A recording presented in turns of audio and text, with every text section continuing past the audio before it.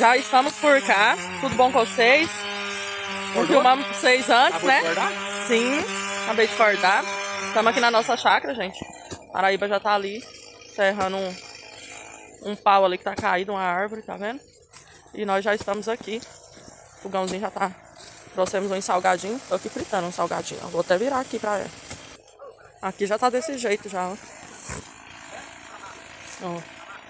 O Lucas vai arrumar a energia aqui. Paraíba é o rapaz o profissional que tá fazendo o serviço aqui, né, Paraíba? É, obrigado, bom demais. Ele que é o profissional que nós conversamos e organizamos pra fazer o serviço aqui. Vou estourar esse bicho troncão aqui agora. Aí, ó. Tamanho da bruta aqui que tá caído. Isso aí é árvore do quê, Paraíba? Jatobá. Jatobá. Aí, ó. Aí tá organizando. Tá vendo?